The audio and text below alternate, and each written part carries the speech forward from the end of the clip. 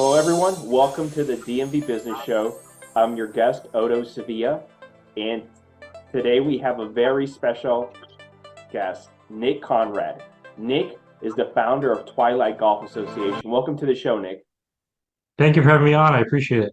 My pleasure. Thank you. So the audience can get to know you a little better, but before that, if you can just give them a brief general overview of who is Twilight Golf Association. Sure. Twilight Golf Association is a national golf organization that specifically organizes golf leagues and outings that are played at public facilities across the U.S. In a very niche uh, time frame, which is during twilight hours. So we are a weeknight adult recreational league organization that focuses on that specific time of day during golf season. Beautiful. Before we go into the business, I like to get the audience to get to know you a little personally. Are you originally from the DC, Maryland, Virginia area? Sure. Yeah, no. So I'm originally from New Jersey.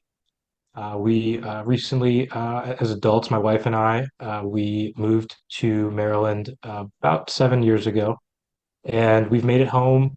We do love it here, and we're starting to raise our family here. So, yeah, we are Baltimore through and through. Say you're from Jersey. Growing up in Jersey, I have to ask, did you do any type of sports? I know now that you're involved with golf, or was it your interest totally something different?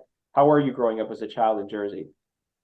Sure. Yeah, loved growing up in New Jersey. I would say I grew up in the shadows of the Little League baseball capital of the U.S., right next to Toms River, New Jersey, which is a town that's gone to Williamsport and won the World Championships a few times. So yeah, baseball was a really something I loved playing growing up. Football, along with hockey and some other sports. But yeah, sports were a huge part of growing up for me. And even our staff right now comprises a few people that I played youth sports with, which is also kind of interesting that some of my business in my work life now involves people that I grew up playing sports with. That's nice. I understand also after you finished college, you also did some coaching, right? Yes, yep. I have a background in coaching high school and college athletics. Coached football for a few years before entering the business world. Okay. So you were coaching football then. Yes. You went, so after New Jersey, did you stay around there for college or where did you attend? Sure. Yeah, I attended University of Notre Dame out in Indiana right out of high school. I went there.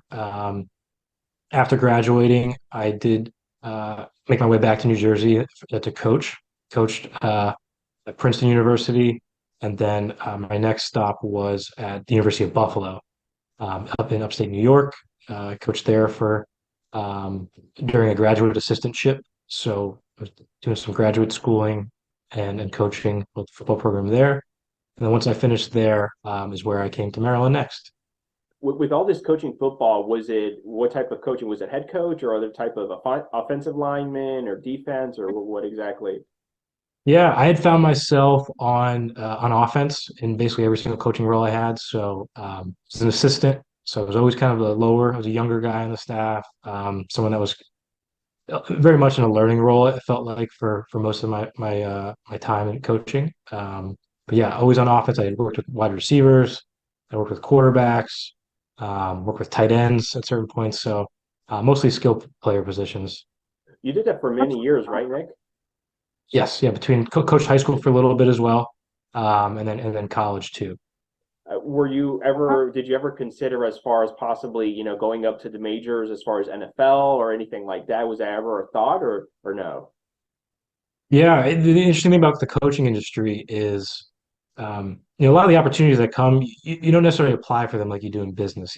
Job postings and things like that are, while they are out there, it's really an industry that it's kind of about who you've worked with before, and the opportunities kind of come, and you have to take them, right? So, it is an industry that you have to stay in coaching almost long enough to for that maybe to happen to you, right? It could happen early, it could happen later in your career, but I would say in coaching, the opportunities come to you more than you go out and seek certain opportunities. So, yeah, it would have been awesome. I definitely, I don't miss coaching as far as a career, but some of those experiences that you can get from coaching, high level college or NFL are probably as good as you can get, I think, for anyone that does do it.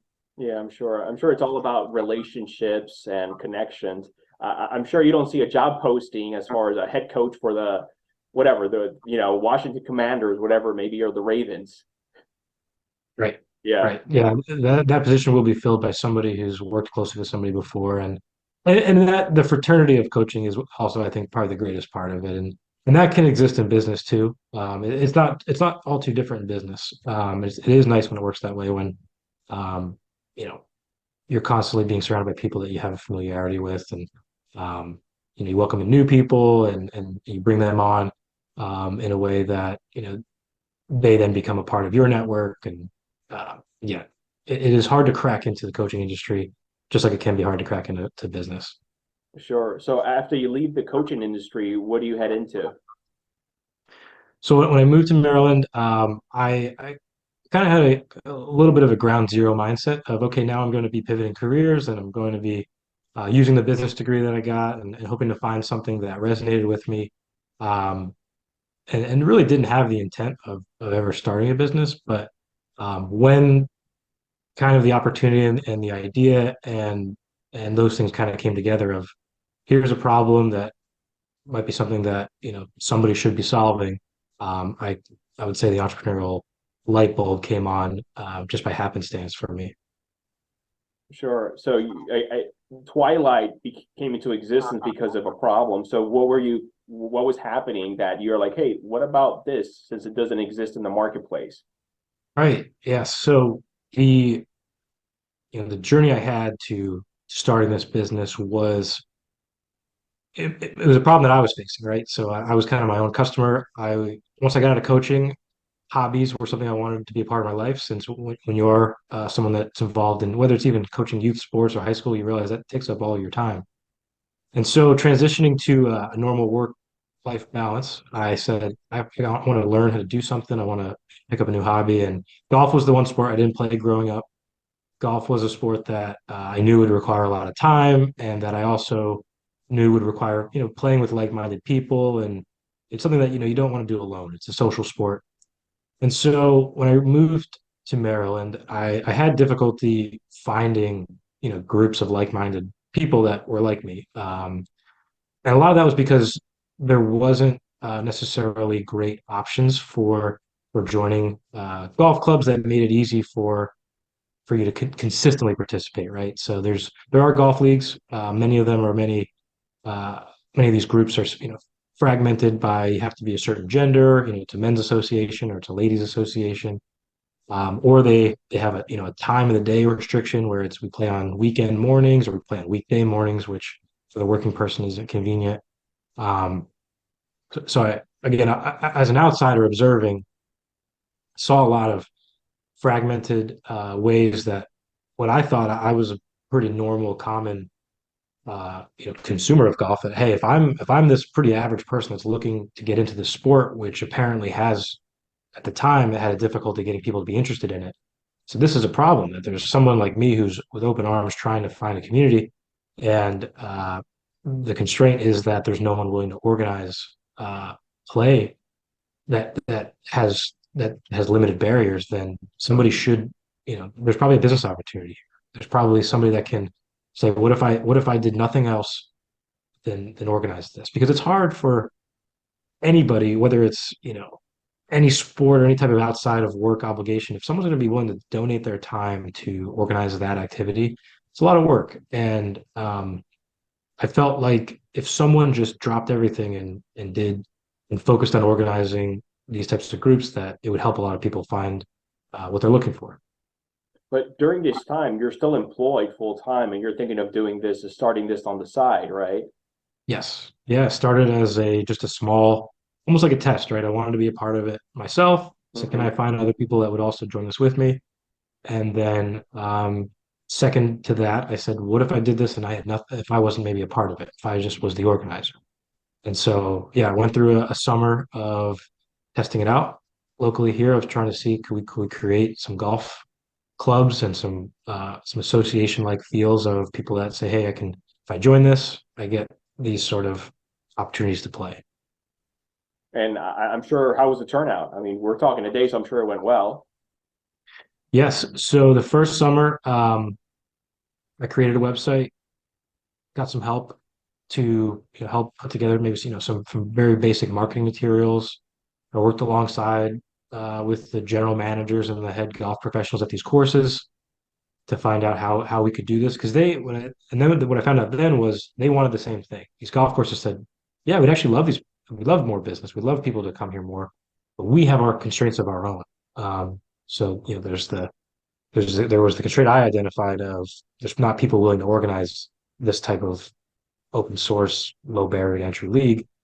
The golf course says, yeah, and also we don't organize it because we're pretty constrained over here. We have to teach lessons. We have to run a basically we're running our own business here. We have to run a golf shop that has apparel and maybe food and beverage, and we also have to worry about course conditions and work alongside a superintendent. So we have a really busy day that organizing these extra outings and leagues, it's a lot of work and added customer service that we also don't have time to do this.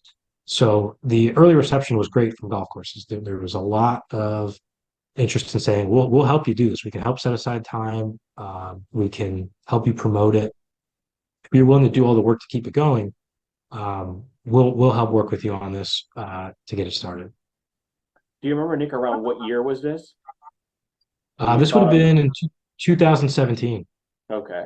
So if I can just briefly take you back for that year, obviously now I need to get the word out that this association exists and we can, so how do you do that? You said you had some marketing material there. So do you go to these golf courses and hand them out? Well, what happens next? So the the initial marketing plan that I thought of, we still use today.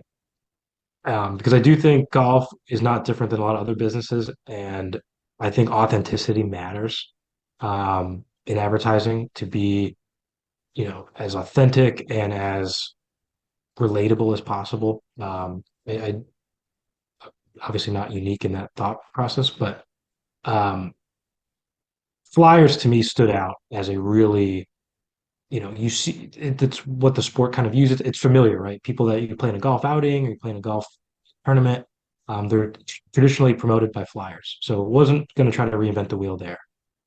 But in order to draw interest, I said, these have to be some of the best flyers. These have to be. So I did take them very seriously. I said, how can we make these as bright, informational, exciting? You want to try to make what you're doing stand out. And so I invested a lot of time and energy into making flyers as best as I could, right?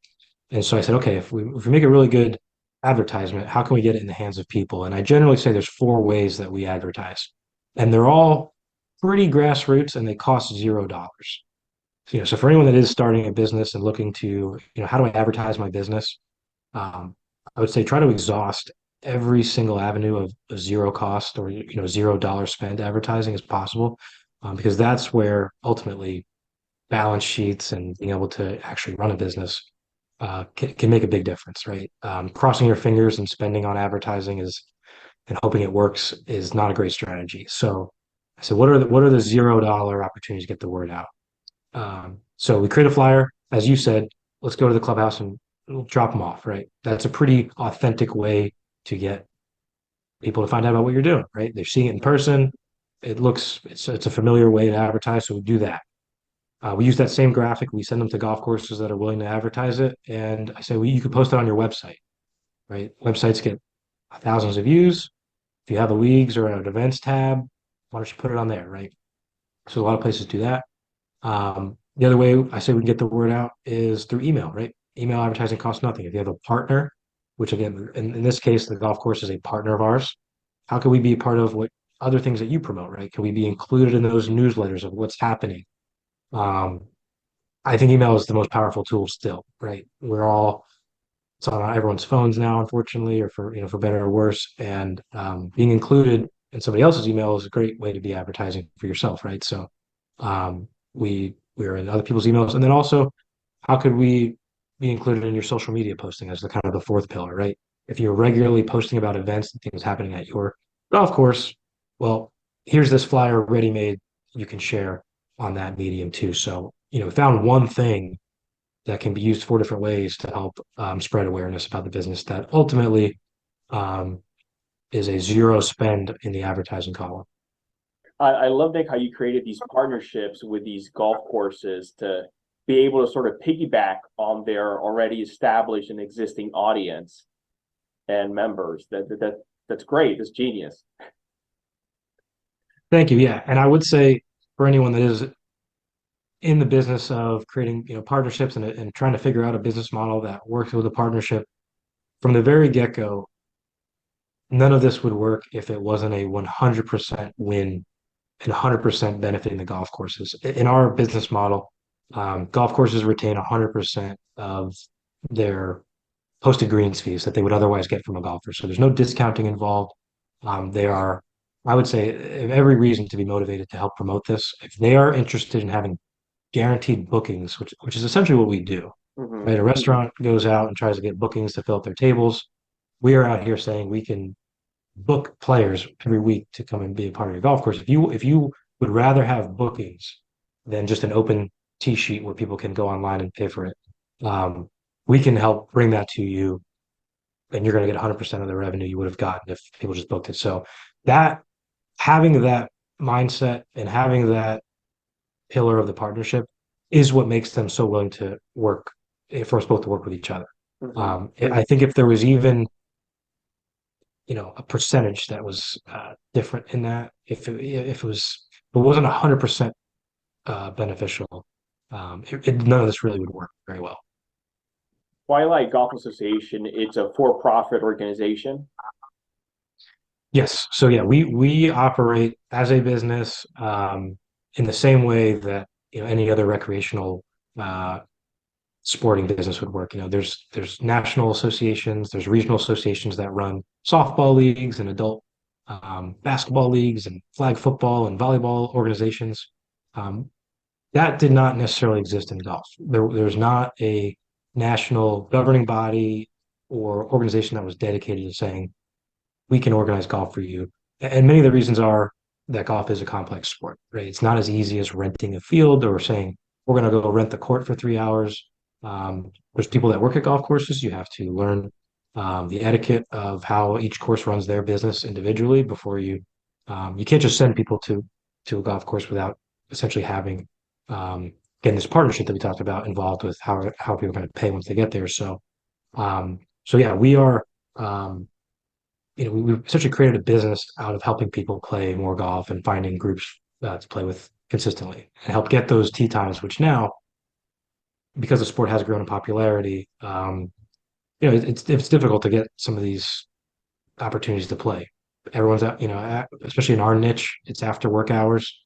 It's when most people are free. Hmm. To have a guaranteed booking to be able to get out and play once a week is and has become an attractive thing for people that are interested in playing golf. Is most of the revenue coming in from the people playing golf, or is it some kind of partnership with the golf? So not the, I'm sorry, the golf, and as far as there's a split there or something, or how does it work?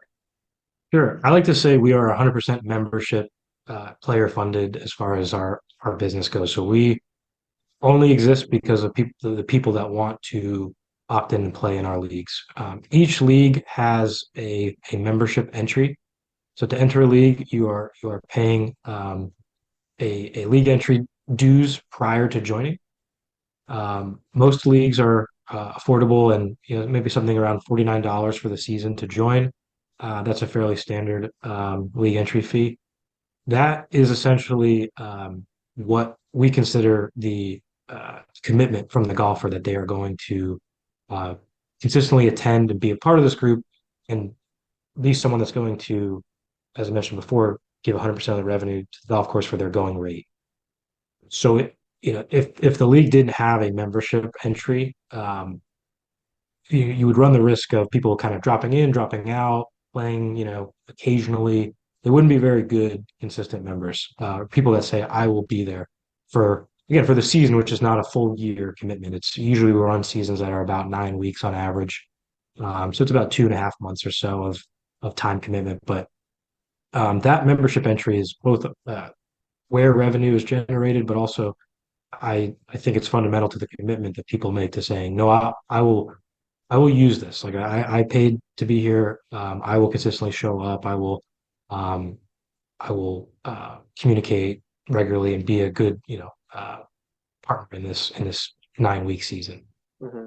Nick, I'm curious. You mentioned all the different marketing verticals you were using. Out of all of them, where were most of the new members coming from? I know you said you really liked email. Was it that, or was it another? I find email the most effective because it does seem to be the way that golf courses reach the most of their people. I also think website, being able to, if you're in a partnership type business and if you have your business on somebody else's website, um, that's an incredible way to work as well because it's there year round. It's something that people can look at 24/7.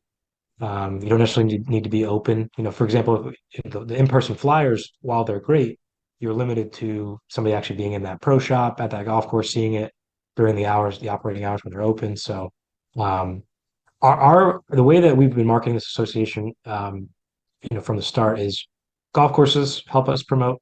There are some that have limited resources where they maybe don't have email lists and they don't have websites that are easily edited because they may be run by a township or, a municipality. Um, and so also we do pay for advertising. And we use things like Google and Facebook and things like that to try to just bring awareness that hey, there are if you're looking to play golf, and we create short commercials. Check out our website, check out the course directory, see if there's a league near you that interests you. So we are I would say we try to take up at least 50% of the role of helping bring people awareness about these leagues.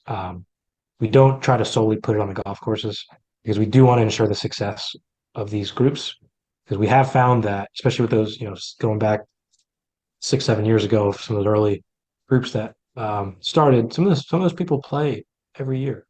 They still play.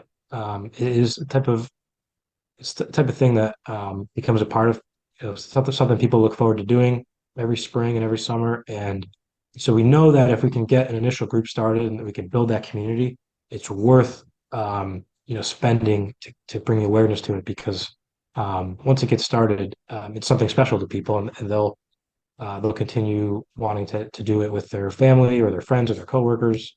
So we we take on a pretty serious responsibility and also advertising as well, besides just putting it on the golf courses. Nick, I understand you started this while working a full-time job. Where was that transition point that made you realize, okay, I think it's now that I need to sort of leave the W-2 per se and go 100% into the business? It was twofold. I was, as anybody is when you start a business, when you kind of create something that starts to breathe life into it. That's again, it's a pretty rare, unexplainable feeling of like, oh my gosh, this thing that I started actually is working, right? So that makes you want to do it, because you're like, wow, right? Yeah, you see And the how can I keep results. right, right? Seeing Yeah. results is like now. What was the point that I said, okay, I think this is viable. I think this is ultimately scalable, which is where anybody can create the difference between a hobby and a business that can employ people and actually be a good job. I would say the point was in the middle of winter, people were reaching out asking about the next year, right? So I thought about doing it as maybe a part-time hobby again the Hmm. next year, and there were emails in the dead of winter in December, just kind of coming through saying, when can we sign up again for next year? When can we do those things, right? I said if that passion gave me the confidence that I said, if that exists here in Maryland, there's no reason to think that there's not other public communities everywhere, that there's going to be people that feel that same way. Um, and that was it, right? Recognizing a customer's passion was kind of it gave me the confidence to say, I think we can do this and the people will come back. Now, at that time, Nick, how you had started the business? How deep were you? A couple months, or what was the time frame? It had really just been one summer, right? Okay. Oh, So wow. I Okay. was I had, as far as the initial investment that it took on my end, right? I had to put together a website that was working, and pay the cost of doing that and the different hosting fees and security fees. And we had to create an e-commerce platform. Um, and so, that was that was already in place before we scaled and before we thought about actually making a larger business out of it for other communities. But um, to your question, uh, I actually forgot what was the question. I'm sorry there. How much time you answered? You said it was just a summer, so it was a couple months in. So you're a Yeah. couple months in, and you see the demand coming into winter, and you're like, "Wow, this is great." Now, do you immediately say, "I'm leaving.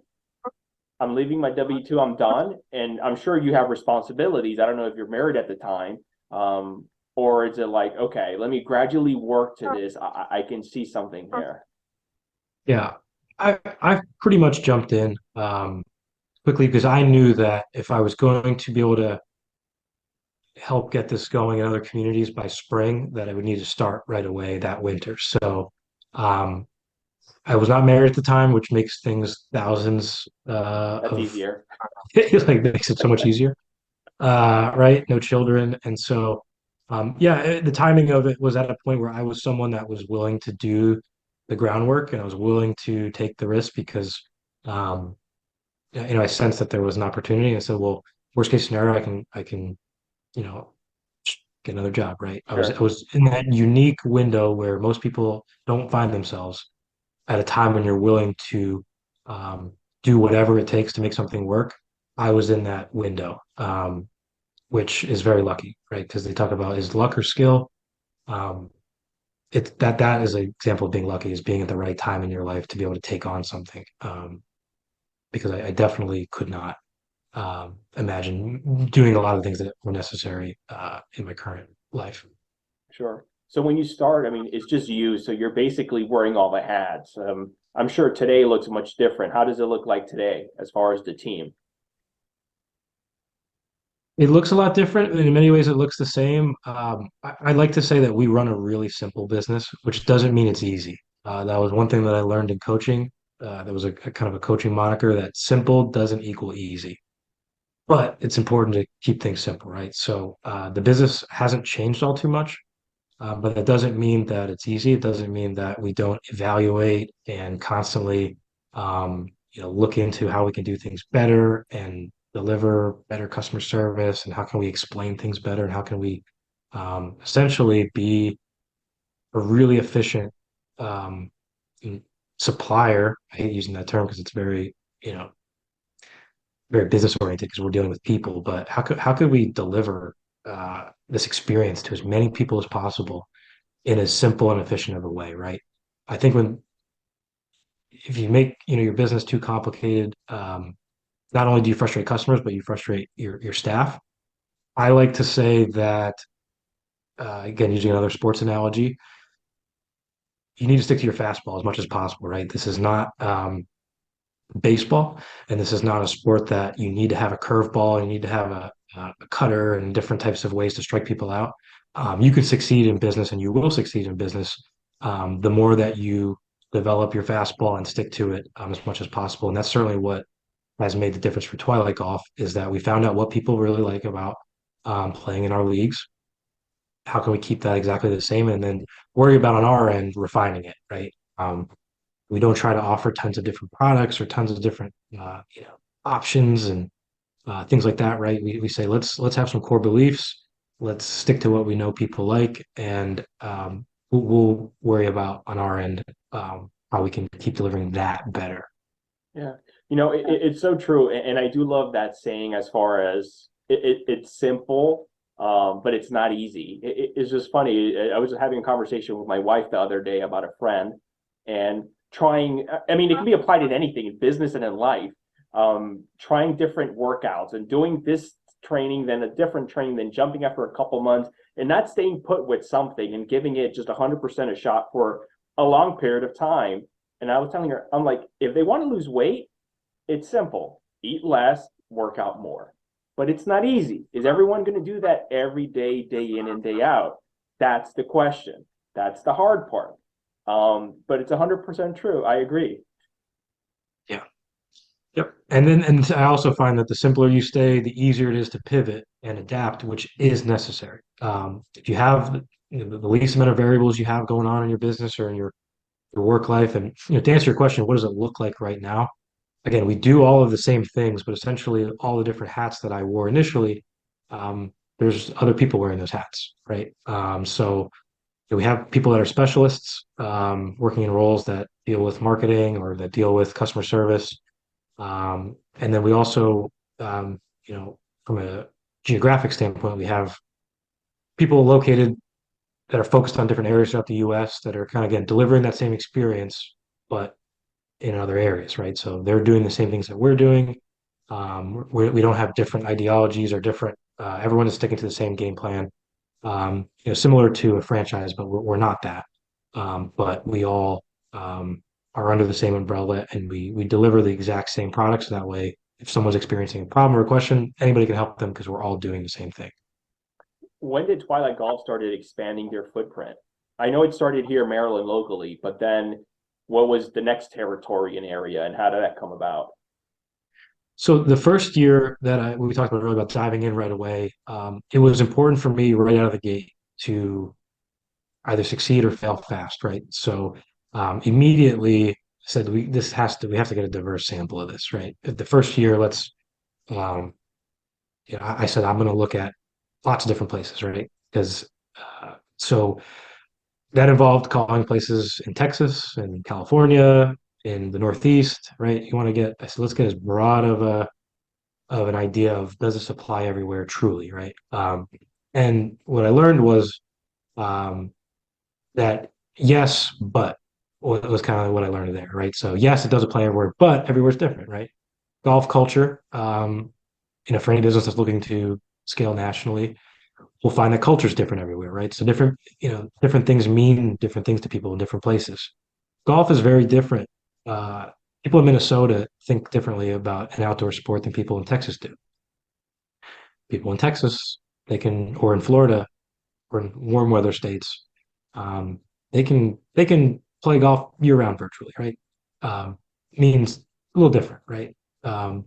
Whereas somebody in the north, gosh, they only have a couple months of good weather. Like it's the passion and the willingness to commit to something early, right? As far as your marketing strategies and stuff go, um, they're gearing up for it, right? Right now, it's early March as we're talking. They're starting to think about spring. So, finding out, how your business might mean different things to different people in different places, was an early learning lesson, um, which translated into advertising ultimately of how and when people would sign up and stuff. But yeah, very quickly tried to get a broad base to figure out would this apply everywhere or would it not? When I figured out that yes, but you have to learn about some of the different cultures of how it's going to work in different areas. Um, then it became time to hire a staff and say, okay, well now I'm going to stop trying to organize this everywhere and find other people that can help me organize it everywhere. Mm-hmm. And at that point, when you hired your first staff member, what were you guys doing? Were you okay enough to say, okay, we can do this, we can start hiring now, the need's there, the revenue's coming in, or was it, gosh, I don't know, this might be a risk. We're sort of still fairly new in that early stage. It was definitely, I would say it was a risk, right? There's no non-risk thing. There was not all this revenue that was just there to invest, right? This is a scratch business that it's really just myself that put into it. And I would say I continually kept reinvesting myself and putting the business on the line each of those first couple of years because I believed in it. And that I felt that if we kept doing this process that people would come. It's kind of like the old if you build it, they'll come kind of thing. And but the risk was getting the people in place before that, right? So having to pay payroll and salaries prior to the year starting, that sort of thing to get people onboarded. That was the risk. That was the necessary risk, which you have to face at some point, right? Mm-hmm. No matter what you're doing, whether you think it's a risk or not. But I believed in it so much that I would say, and I was so confident in the people that I was hiring and the team that we still have today. Every single person I've ever hired full time is still with us. um, which is a testament to them, is a testament to, I think, what we're doing. And I was always confident in the people that I was hiring, so I didn't feel as maybe as much of a risk um, as some others might. That's great. Now, I understand also Twilight was acquired a couple years ago, right? Yes, so we are now currently under the umbrella of another company that acquired the business at the end of 2021, and we essentially got there by being a customer of theirs. So as this business became to scale, like everything else in this world, right? There's an app for everything, or there's I said in order for us to use technology to build this business, we'd be better off. There's probably somebody else that's already done this, right? And creating an app isn't always right for every business. It's very expensive, and you can also pigeonhole yourself by uh, creating something that if you end up not needing it or you end up totally changing it, you're the one constantly having to change the development, right? So I said, how could we, um, avoid having to go out and build this technology? Is someone else already doing this? Was the thought process. There was, and there's a company called Golf Genius Software. They are a global supplier of golf technology, to be simple. They're a software solutions company that delivers software products to golf courses throughout the world. They're the largest in this market as far as the number of golf facilities that they are working with. They deliver products that range from tournament management to golf shops, inventorying and products where you can kind of run an e-commerce inside your golf shop. They have coaching products. And so the tournament management product, I realized, I said that could be used for leagues. A lot of the golf courses that we were working at were customers of Golf Genius. So they constantly kept coming up, right? People would say, Nick, do you want us to run this on Golf Genius? Would you like to do this league through, we have a Golf Genius account. And I would always say no, right? Because I was like, well, we can't have all these logins with all these different places. So I said, why don't we just try to get an account for our own? So we became a customer of this other company.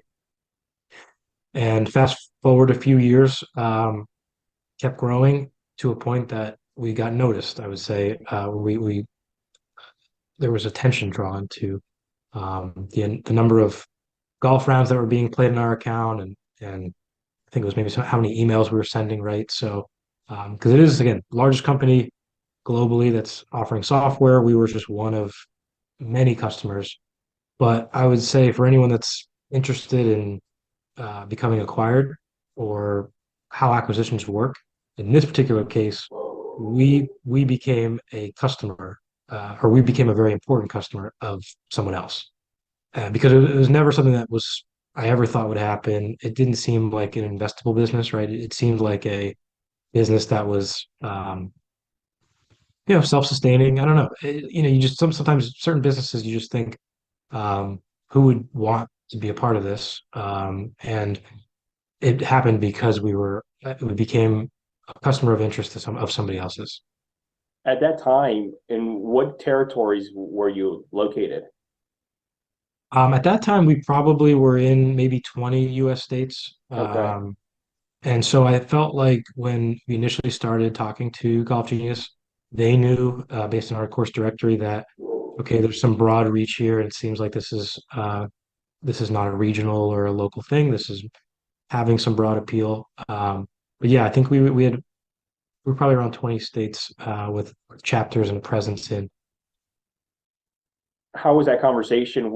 I know when you started the business, as far as a sale of it wasn't in your mind, but obviously now was front and center, and you were considering it.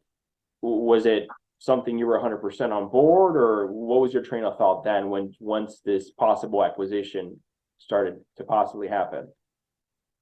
But yeah, the initial conversation started with how can we partner together, right? How can we help you? How can you help us? Sort of thing. That's kind of what I thought going into it. Again, similar to the way that my mindset worked with golf courses of could maybe we create a 100% um, you know, benefit for each other, right? This company had lots of golf courses that were customers of theirs already. we might be willing to give up some revenue of, or be able to share with them anything if they help us. Because at the time, which remains today, our business grows when more golf courses want to host our leagues. So I thought maybe that they could be a way to help us host more leagues. And so we had talked for maybe a few months and met about a partnership.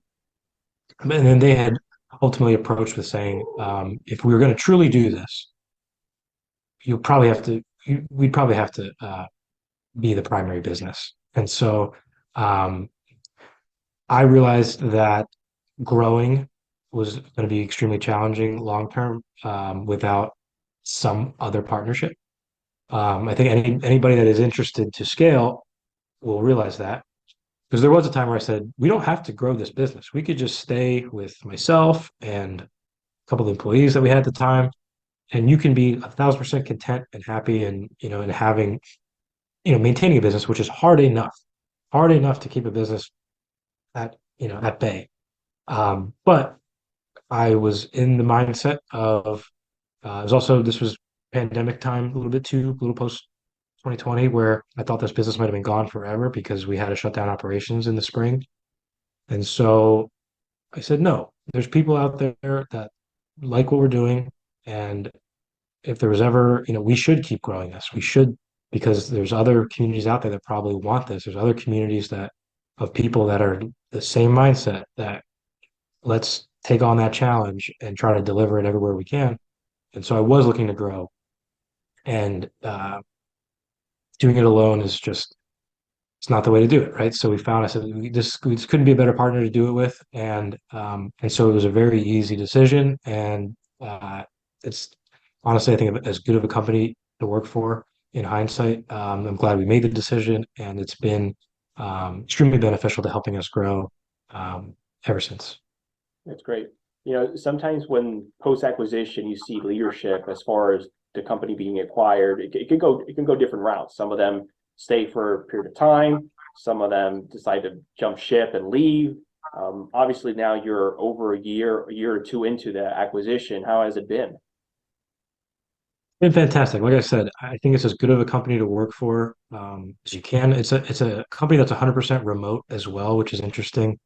So they've always been remote, and the leadership team is run by two co-CEOs, which is also an interesting deal here. And that's part of, I also think, the dynamic that the company has in general of why it works so well is that leadership at the top takes care of everybody, right? As far as the where the focus is. So there's two different people that are kind of, selflessly steering the ship, which is unique, right? You don't run into many companies doing that, but that type of selfless attitude of, there's someone that's focusing on partnerships, which is what one of the CEO focuses on, and the other CEO kind of manages day to day and the balance of the employee side of the business.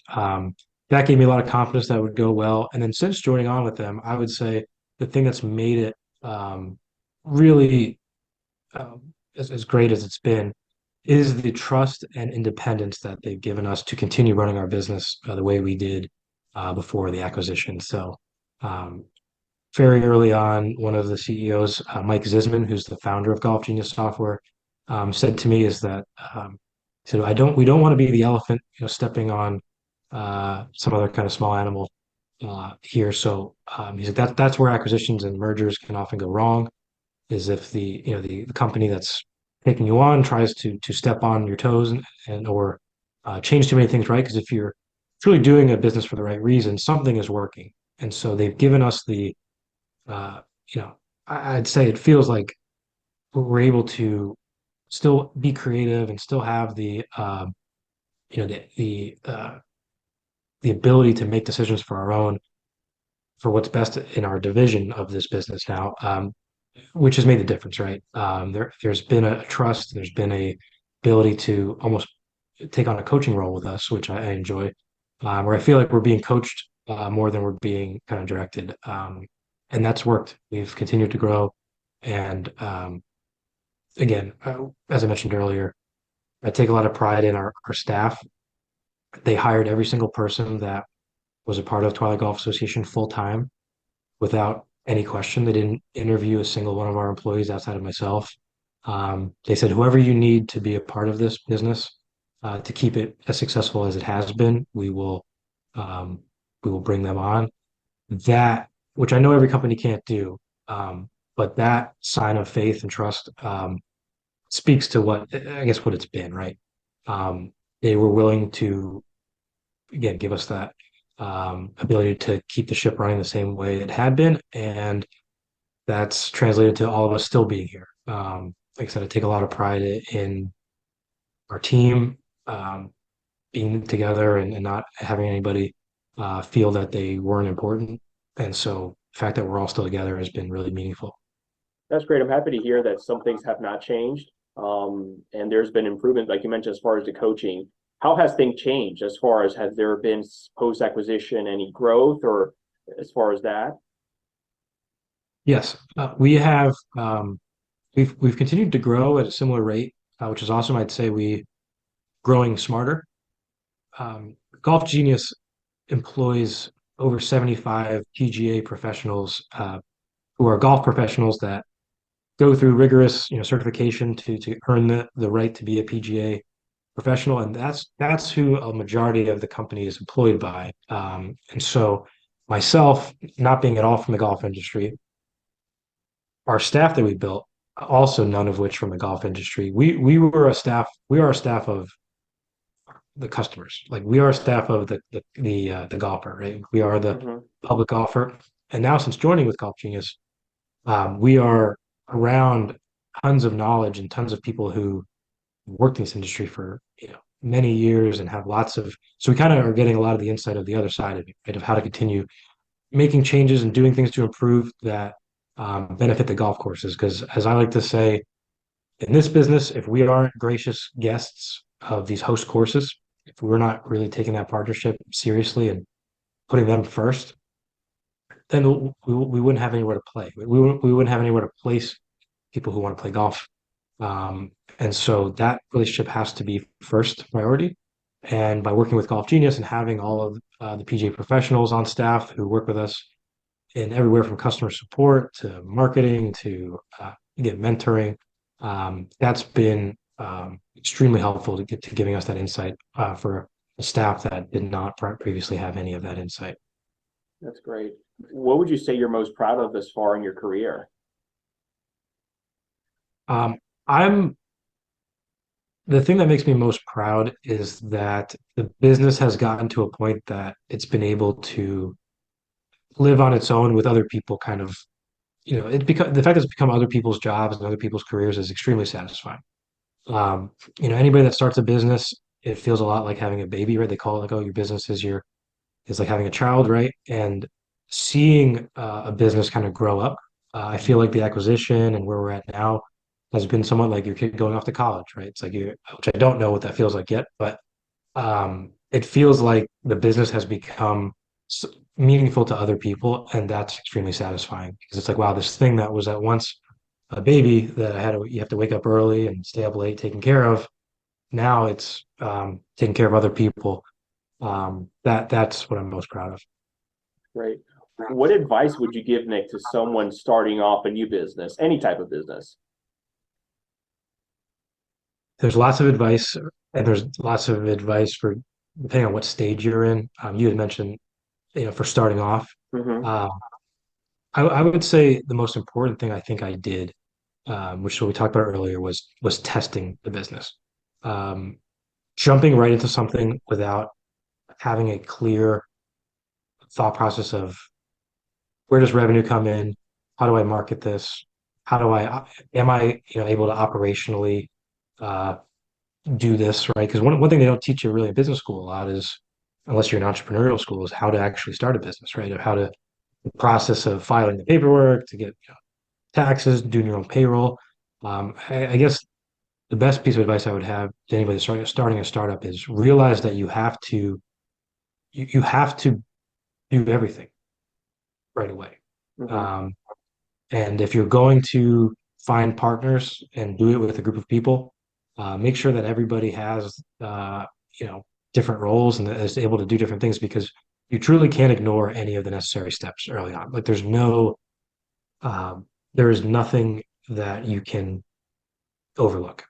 Like I mentioned, taxes and like making sure you're filing payrolls properly. I mean, those are all real things that if you have any hopes and dreams of this being a full-time thing that you're doing, those have to be done correctly. They have to be done on time. They have to be, consulted with. And same thing with, those early days are so fragile of how you're spending your time, how you're spending your money, how you're spending, where your focus is. Um, it has to be everywhere. You can't just be like, well, we're going to make revenue and, customer service isn't going to matter to us, or we're going to market this so well. But maybe the business model isn't going to generate any revenue, or we're going to be so good at customer service, but oh gosh, we don't have any customers because we didn't think about what's the best way to bring people in. So to really become a jack of all trades before anything else. What's the biggest challenge with your role at Twilight today? Time management is always something that it's challenging because the more and more it's grown, the less and less time you get to spend with on any one given thing. So managing time is constantly challenge, which obviously involves limiting distractions and going back to what we talked about earlier. Simple but not easy. How Hmm. can I make my day simpler? How can I make what my coworker is doing simpler? That way we can manage our time better. I would say the challenge is constantly anything that's growing, you continually open yourself to complexities. Um, no, at no point, every single year, there's new challenges, right? And so um, that comes with when you're trying to do new things, you're trying to grow more, right? So I would say constantly trying to be efficient is always what is the only way I can successfully get through my day. Hmm. That's great. Coming to an end here soon now, what are you most excited about in the future? What does the next couple of years look like for you and Twilight? Yeah, I'm excited about the idea that, I'd say our mission is any public golf community that's out there should have access to open source recreational leagues, right? No one should feel the way that I felt at the start of this of there's really not a group for me, or there's not we are just one way to consume golf. There's many other groups. There are lots of groups, right? We just think we are one alternative, or we are one option of a way that gives people pretty much open access to playing golf. And so I'm looking forward to trying to find ways to bring what we're doing to every public golf community where there is a demand, right? Every community where there's a local golf course and there's someone that's saying, God, I wish I could, recreate that feeling of playing in sports again, or having a league, or having an outing that we played once a week. So that's always exciting, right? Of the challenge of growing, and that motivates me. And I'm also looking forward to with Golf Genius, the company that we are now working for. Um, how can we continue to innovate as both a golf association, but also as a technology company? There's a lot of cool things that I still think we can do to make the golfer experience better, and put something in people's hands and on people's league websites and things that will make it even more interactive and engaging. So the tech side of it is also exciting to me. Nice. When you're not busy working, what do you like to do for fun in your free time? The ironic part is I don't play in these leagues anymore because it's gotten to a point that we often work at nights, and so I don't play golf as much as I'd like to in the leagues. But I do enjoy playing golf. I have been able to figure out how to learn to play and play more often. Um, my wife and I, we live in the city, so we like enjoying going out and doing everything Baltimoreans love to do.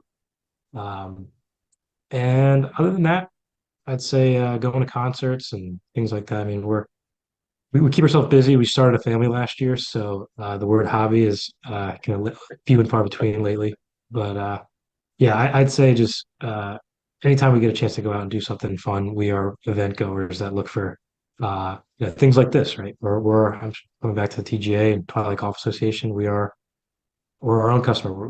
Try to look for fun things to do to get us out and be social. That's great. Nick, if people want to learn more about you and Twilight Golf, where can they go to, please?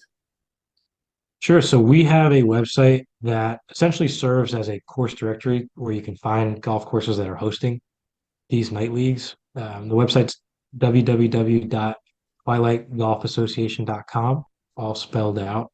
So you can go on there, check us out. And you can also find us on social media, primarily on Facebook, Instagram, Twitter, and LinkedIn. The handle is at Twilight Golf Association for those social media platforms. Awesome. Thank you so much for coming on, Nick. Really appreciate you the time. Yeah, love it. Thank you so much for having me on. I love the show. I love the insights that you bring to our local, DMV business community, and it's great always listening to other people and their stories and their journeys, and very appreciative to have me on to tell mine. Of course, the pleasure's all mine. Take care. All right, thanks so much. Thank Have a you. good year.